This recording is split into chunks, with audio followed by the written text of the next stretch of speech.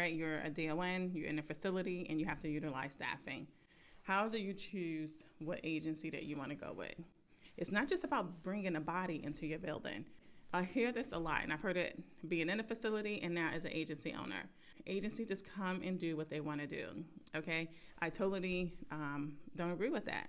All right, so as nurse leaders, you still have the upper hand. Whoever comes into your facility has to follow your policy and your procedure and the regulations. So how do you determine that? How do you determine who is actually going to come into your facility? For one, what type of agency are you using? Okay, when you have your agency staff that come into your facility, have you met them? And I'm not saying you have to go and interview them, but can you put a name to the face? Have you introduced yourself to them? What type of education have you provided them when they came into your facility? Are you a type of facility that do you provide orientation for them? Even like a short 4-hour orientation can have a huge impact on the outcomes of your facility.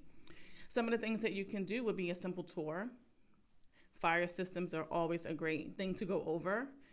Break rooms are always a thing to go over.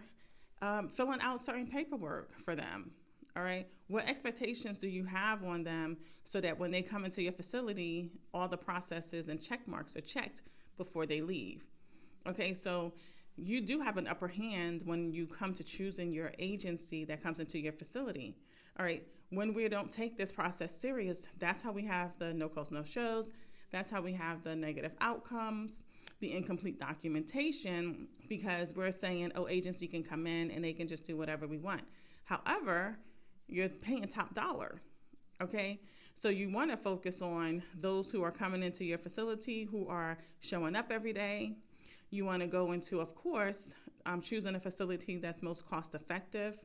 So you're going to start looking at bill rates when it comes to choosing an agency staff member.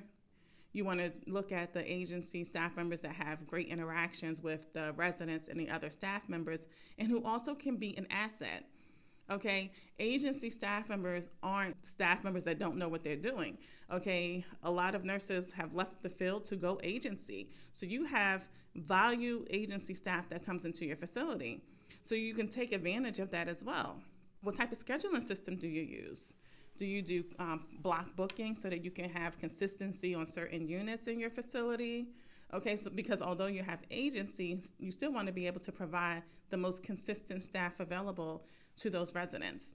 Because how often have you heard, oh my goodness, every day there's someone else, and this person doesn't know this about my mother or my father. I don't know who I can talk to anymore because there's so many different agencies. However, if you can keep them and do a block book schedule and keep that person consistent within that unit, then you're going to have a better outcomes, okay? And that's going to also allow you an opportunity to, see how they document, see if they're completing all the, meeting your expectations as the director of nursing of that facility. Okay, so those are just a couple of things I wanted to talk about when you're thinking about choosing a staffing agency.